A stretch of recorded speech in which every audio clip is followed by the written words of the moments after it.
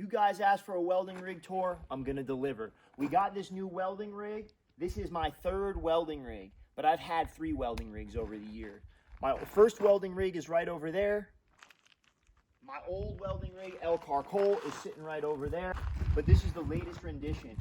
This is the best one I've had by far. Let me show you what this thing is. So this is a 2007 6.6 LMM Duramax 5500 with 4-wheel drive. It also has a PTO, and the first thing I'm going to show you here is this PTO compressor. And this is the part of the reason I wanted the truck. I can push a lot of air with this thing, meaning I can use some really big carbons when I gouge. I got to get the welder for it too. We have it, but it's not on this truck. So I'm going to go cabinet by cabinet and show you how I organize my truck and what I keep on it. So this front cabinet is kind of my mechanic tool set. It already had the toolbox in it. It came with this really sweet self-locking toolbox when I bought the truck. And you can see here everything is really well organized. So here in the clamp drawer, all of my clamps obviously.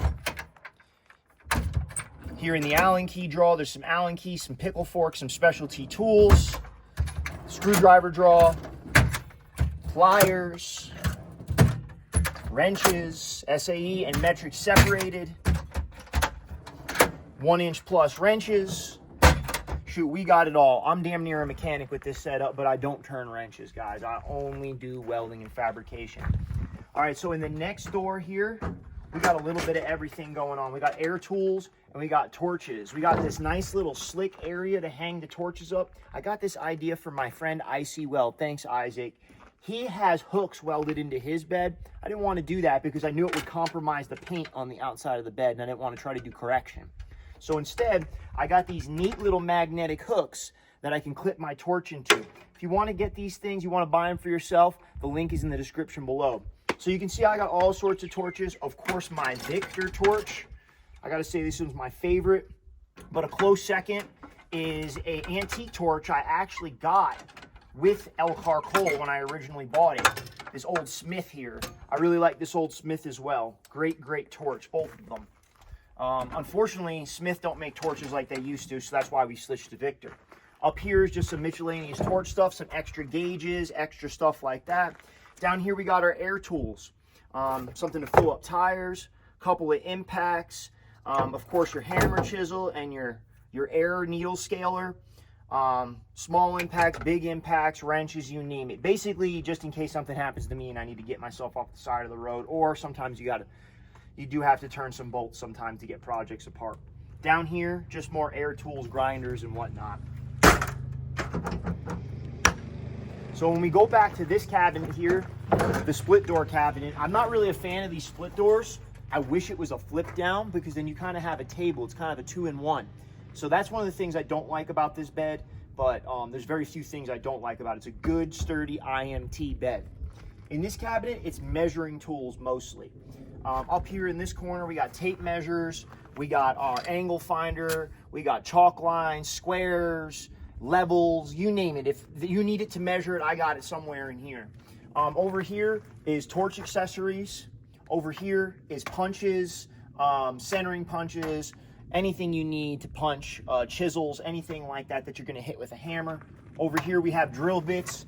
Of course, my friends at Rock Mount got me this nice annular set. I love these things. Again, if you guys want to buy this annular set, link is in the description below. I highly recommend this annular set. It's one of my favorite drill bit sets I've ever had. Down here, we got my cordless mag drill from HMT. I'm not going to wrestle it out for you. It's the V36. This thing is killer. This is the best mag drill. I have 4 of them right now. This one is the best mag drill by a mile. Moving over here, we keep our caution tape. Listen, every professional mobile welder should have some caution tape on the truck, all right? You should have some, because sometimes you got to cordon off an area, want to keep the public out of your stuff. Zip ties, of course. Hammers kind of got thrown in. I'm looking for a better way to organize that. Maybe we'll use those clips on the door over here, get those hammers out, so that way they're easy to grab, because I use a hammer a lot. I always tell my customers, if I can't hit it with a hammer, don't call me. So right here, we got some anti-spatter from my favorite company. I use this when I use a lot of flux core. We got our laser best cutting fluid, one of my favorite cutting fluids. That's I'll put a link to the description below. And then we got our anchor lube. This is my absolute favorite cutting fluid for just general use in annular bits. Coming back to this far back cabinet. In this far back cabinet, we got some welding leads. We got extra torch hose, of course, with quick connects on it because it's all about being quick. We got some extension cord, and there is the air hose that pulls out of the back of the truck. And look at this monstrosity, this adapter I've adapted. I don't know if that's safe, but it's been working, so who cares? Come over here to the bed. Down here in the box that's on the side of the bed is one of my other absolute favorite mobile welding tools. I'm not gonna wrestle it out, but it fits in here perfectly. It's my Pipeliner's Cloud. I think it's a 10-footer, I'm not sure, don't quote me on that, with the slam-a-jamma. Basically what the slam-a-jamma is a way to slam the pole into the ground so you can put this thing anywhere. This has been great, kept me out of the sun many a times. All right, over here, we got my vise. This is made by Kenka, some sort of European company. I can't remember, forgive me, guys, if you watch this, what country you all are from, but man, these are the best vices. I've had this vise 4 years now. They send it out to me to test. I don't know if they're selling this yet, the hardtail, but I especially requested this hardtail. They made it for me. So that was really, really cool of them. I made this little stand, just something I whipped up quick out of some scrap I had laying around. But then coming over here into my welding bed, I keep my stainless steel rod bucket right at the back. The reason it's stainless steel, well, you never have to buy a rod bucket again. This is almost a consumable in our business, but not mine. This is made out of a keg. My buddy owns a brewery. He had a bunch of kegs laying around. I said, hey, dude, can I get those? And I made a bunch of these. I keep one with every truck that I have. Over here, extension cord, your bigger tools, your sledgehammer, your pipe wrench, your pry bar, small pry bar, and then your giant adjustable. Sometimes you need that stuff. I only keep one ladder on the truck on a general basis. That's one of these, it's not a little giant, but it's basically the damn same thing. It's a Gorilla ladder. It's a multi-position ladder. It's pretty good and gets 90% of the stuff I need. Over here, we got our oxygen, our acetylene. I keep 2 oxygens with me, one big one, one small one, and then your average size acetylene. For the way I cut and the settings I usually use both of these at the same time that I'm using one of these. I know some of you guys won't agree with that, and you say I'm doing it wrong, or some of you will say I'm doing it right, but that's just the way it happens for me. That's the air dryer for the, and the air filter for the compressor. Ooh, I'm glad I've seen this. We don't want to go driving around leaving a wrench out. And here is the hydraulic tank for the compressor. I keep a little cooler. I keep it in that shaded spot, and then I keep a couple of chairs over here just in case the you know, the contractor or whatever don't show up in time, or I end up sitting around. Now I got a place to actually sit. I found those at the dump, so if it's free, it's me. And then back in the corner, we have our pipe jack stands. Everybody should keep a set of these on the truck. Very handy, even if you're not a pipe guy. Over here, we have my 302 Trailblazer. Man, I've had this thing long time. Long time. This thing's held up very well. I'm very impressed with this old Trailblazer. She's treated me very, very well.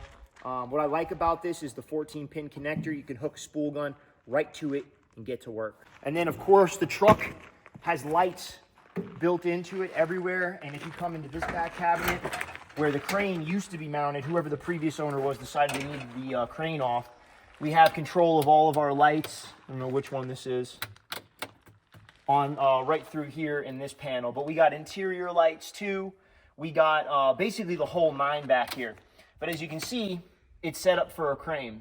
I like this truck too, and the reason I wanted to buy it is because it was pretty low hour. It only has 3,400 hours, so that's really not bad, and only 40,000 miles. So the truck hasn't been used that much. It was owned by a municipality, and they really didn't get it out and running. But the problem is with a 6.6 LMM, you really want to run them. At least that's what I've heard. Got some jumper cables hanging up. Nothing crazy in here, just your first aid, fire extinguisher, some straps. Really haven't utilized this cabinet to the full potential because we are looking for a crane for it right now. I'm looking for an IMT 6024, I think. If any of you guys have one, I'm looking. I want a PTO controlled IMT or an auto crane or whatever. Just got to figure out the flow rates. But anyway, in here, This is like my PPE cabinet and my grinder cabinet. So all the electronic grinders I have, all the plug-in grinders I have going here. I, of course, keep my respirator, my quick latch. If you guys don't use these, you need to use a welding respirator if you're going to do this for a career. Welding fumes will fuck you up, okay? Over here, we got my backup welding helmet. Over here, we got my welding helmet. I throw on a hard hat. This one has a halo attachment. This is just a, you know, your face shield, your UVEX. And then this welding helmet, man, I can't say enough good stuff about Optral. Man, I want to say 5 years I've had this, and I've only put 2 sets of batteries in it, and I don't change countless lenses. But man, this thing just keeps on ticking. I love this helmet. The shape of it is, I think, really what's kept it alive for so long. People complain about the price of these helmets. Well, nothing good is cheap, kids. Nothing good is cheap. Just like this truck. Your boy's got a lot of money into this truck. And then, of course, all your other stuff. My cutoff wheels and discs are all organized in here. Everything's nicely put so I can quickly grab what I need and get about my job. Nothing worse than searching around your truck for things because you don't know how to stay organized. So there's a business tip for you. Be organized. You come into here. This is like welding rod. You know, we got our Adamark. Of course, you know, I got my rock mount Electra AAA, all the different rock mount rods that I keep on the truck. These are great specialty repair rods when you get into a jam. We got aluminum rods, all sorts of rods from them. We got our general purpose welding over here, you know, our 7018 532nd. I push a lot of 532nd 7018. And we got our ESOB over here, some 532nd 7018 from them as well. And we push this stuff when it's a structural call out, and same thing with the Adamark, but we push this stuff when it's a repair. Rock mount is expensive. It is expensive, but you know what? It's cheap insurance when you're doing, you know, a few $1,000 repair. You know, $50 for a box of rods is cheap. Down here, we got a little flux core machine, and we're just doing a small repair. It's a little messy down here right now. I still need to get this organized. And then so we got some carbon arc rods down there, some Blue Demons, pretty good rods. And then in our final cabinet, this right here is a fun little cabinet. We got our ESOB Rebel suitcase welder, man. I've had the LN25, I've had the Miller 12VS. Both of them are dog shit in my opinion. I'm gonna be honest with you. This makes those two look like they shouldn't even exist, okay? This ESOB, man, it's just durable. The ground clamp on it was one of the things that I was like, thank God somebody fucking did that the right way finally. They give you a real goddamn ground clamp for the thing instead of that stupid little thing that Lincoln gives you, and then a real damn cord. You see the size of that cord instead of that like wire it looks like belongs into your stereo system? Take that. And then over here we got some miscellaneous nuts and bolts for a structural job that I'm on right now, and we got our hammer drill. We got that old Chinesium special Berserker. It's actually pretty good. It's pretty good, but I keep this as a backup. And then behind here we got some more HMT drill bits, hole maker technology, some specialty stuff that you can put into an impact. I'm sure you guys have seen some of those videos. And we also have a rotary hammer drill, but it's a Milwaukee, and that's the main one I use. And then we keep this in case the Milwaukee decides to take a shit, because that Milwaukee, I think, is about 10 years old now at this point. I drilled many holes with it. Very impressive machine. All right, let me show you guys the inside of the truck, the cab.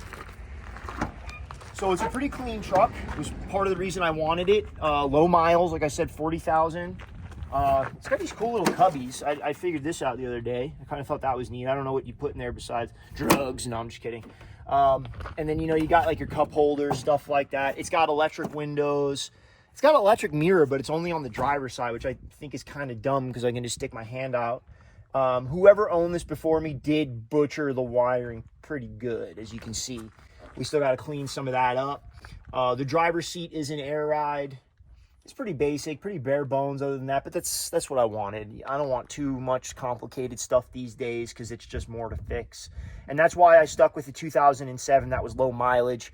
It does have DPF on it, but no DEF. So it is just when they started putting emissions on stuff. I don't want an emissions truck. I've had a couple, and they always fail me. That's why all the stuff you see here is pre-emission. But anyway, guys, I I hope this gives you some ideas for your rig. I'm really proud of this truck. It's a beautiful truck. It cleans up really nice. It's not new. It's got its flaws. As you can see, the previous owner hit something. But for what it is, it's really serving me well. Especially being four-wheel drive out here in rural Montana. You need that four-wheel drive, and that was the downside to old Elkhart Cole over there. But we keep Elkhart Cole around. We keep the old black truck around. Just, you know, good reminder where I came from. And let's face it, I ain't going to get no money for it anyway. But if you like this video, like, subscribe, share, do the whole 9 for your boy. If you really like the video, I got a shop. I don't know if it's open right now, but it's mountainmetal.net. Head over there. See if we got some t-shirts for you. See if you can get some stickers. My buddy Lucky Dogs, Jason. But anyway, guys, if you don't like the video, remember, go fuck yourself.